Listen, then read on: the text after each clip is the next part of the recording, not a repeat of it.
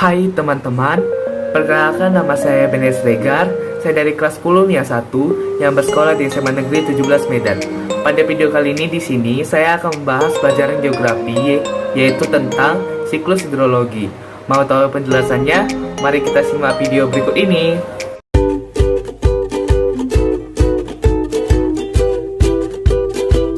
Sebelum kita membahas tentang siklus hidrologi, kita harus tahu dulu dasar dari siklus hidrologi, yaitu air. Satu jenis senyawa yang penting bagi manusia adalah air. Air penting bagi manusia karena manfaatnya yang begitu besar bagi kita. Misalnya, untuk minum, memasak, mandi, dan lainnya. Untungnya, air termasuk sumber daya alam yang dapat diperbaharui. Artinya, kita tidak akan pernah kehabisan air. Faktanya, 3/4 bagian permukaan bumi ditutupi oleh air. Ini berarti ada 336 juta mil kubik air di bumi, di mana 96,5% air sebagian besar berada di samudra. Banyak kan? Mengapa air selalu tersedia di bumi? Ini karena air mengalami siklus hidrologi. Tahukah kalian apa itu siklus hidrologi dan bagaimana prosesnya?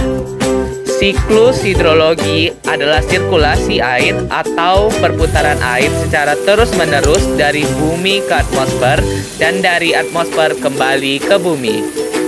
Lalu, bagaimana proses siklus hidrologi berlangsung? Prosesnya begini. Awalnya, air laut mengalami penguapan karena panas matahari. Proses ini disebut dengan proses evaporasi. Evaporasi terjadi karena temperatur permukaan air yang cukup tinggi sehingga molekul-molekul air di permukaan memperoleh energi yang cukup untuk memisahkan diri dari air yang ada di permukaan.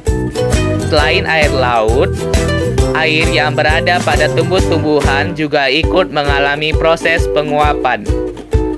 Proses ini dinamakan dengan proses transpirasi. Air yang berada pada tumbuh-tumbuhan ini berasal dari air tanah yang diserap oleh akar tumbuhan yang kemudian dialirkan melalui batang tumbuhan sampai ke permukaan daun dan menguap menuju atmosfer. Ketika proses penguapan yang terjadi pada air laut dan terjadi pada tumbuh-tumbuhan berlangsung secara bersamaan, maka proses ini dinamakan dengan proses evapotranspirasi. Pada ketinggian tertentu, uap air ini mengalami kondensasi. Kondensasi merupakan proses perubahan wujud uap air menjadi titik-titik air akibat adanya perubahan temperatur udara. Proses ini terjadi ketika temperatur udara pada ketinggian tersebut relatif lebih rendah hingga berubah menjadi titik-titik air. Lalu kumpulan titik-titik air ini bentuk sebuah awan. Dan kemudian awan tersebut berubah wujud dari uap air di atmosfer menjadi curahan atau jatuhnya air ke permukaan bumi atau biasa kita kenal dengan hujan. Proses ini disebut dengan proses presipitasi.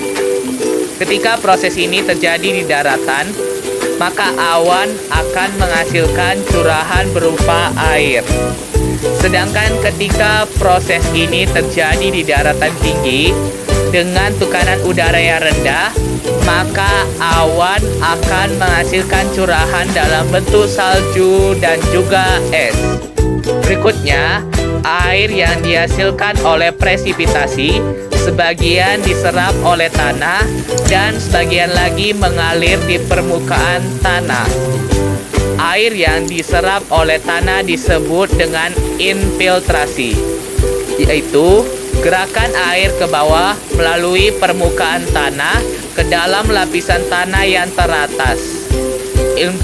Infiltrasi menyebabkan air dapat tersedia untuk pertumbuhan tanaman dan air tanah terisi kembali. Sedangkan air yang mengalir di permukaan tanah disebut dengan runoff, yaitu proses pergerakan aliran air di permukaan tanah melalui aliran selokan, kanal, sungai, dan anak sungai. Umumnya, runoff terjadi karena air yang mengalir tidak dapat diserap lagi oleh tumbuhan dan tanah. Air yang mengalir melalui aliran permukaan itu pun menuju ke laut. Siklus ini terjadi berulang-ulang. Makanya, air terus tersedia di bumi. Tahukah kalian bahwa siklus hidrologi memiliki 3 jenis tahapan, yaitu siklus pendek, siklus sedang, dan siklus panjang? Jenis tahapan yang pertama yaitu siklus pendek. Proses siklus pendek diawali ketika air laut mengalami proses evaporasi atau penguapan air laut karena panas matahari. Uap air ini lalu menguap ke atmosfer. Pada ketinggian tertentu, uap air ini mengalami proses kondensasi atau pengembunan menjadi awan-awan. Lalu, awan tersebut tertiup angin hingga berkumpul dengan awan lainnya. Karena awan yang terkumpul semakin tebal dan padat, dan sudut awan semakin rendah, kemudian awan tersebut mengalami presipitasi atau turunnya curahan air dari atmosfer ke laut. Selanjutnya, air yang turun bergabung lagi ke laut. Jenis tahapan yang kedua adalah siklus sedang. Proses siklus sedang diawali ketika air laut mengalami proses penguapan karena panas matahari yang disebut dengan proses evaporasi. Selain itu, pada siklus sedang, uap air juga dihasilkan dari tumbuh-tumbuhan. Proses ini disebut dengan proses transpirasi. Uap air ini lalu menguap ke atmosfer. Pada ketinggian tertentu, uap air ini mengalami kondensasi atau pengembunan menjadi awan-awan. Lalu, awan tersebut tertiup angin menuju ke dataran. Ketika awan yang terkumpul semakin tebal dan padat, serta suhu awan semakin rendah, maka awan tersebut mengalami proses presipitasi atau turunnya curahan air dari atmosfer ke bumi. Selanjutnya, air yang turun ke permukaan bumi sebagian diserap oleh tanah atau disebut dengan proses infiltrasi, dan sebagian lagi mengalir ke permukaan melalui sungai, selokan, kanal, dan permukaan air lainnya. Proses ini disebut dengan runoff. Dan kemudian, air tersebut mengalir kembali menuju ke laut.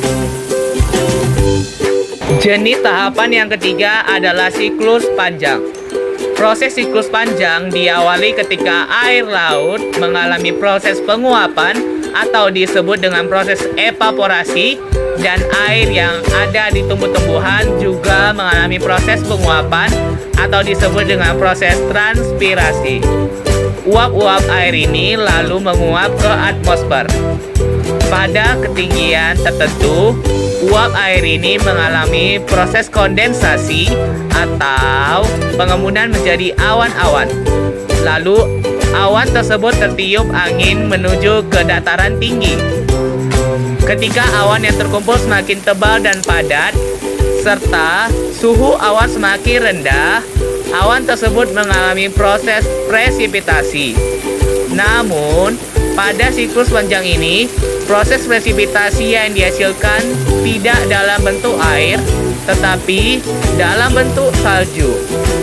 Hal ini karena daerah pegunungan memiliki tekanan udara yang rendah.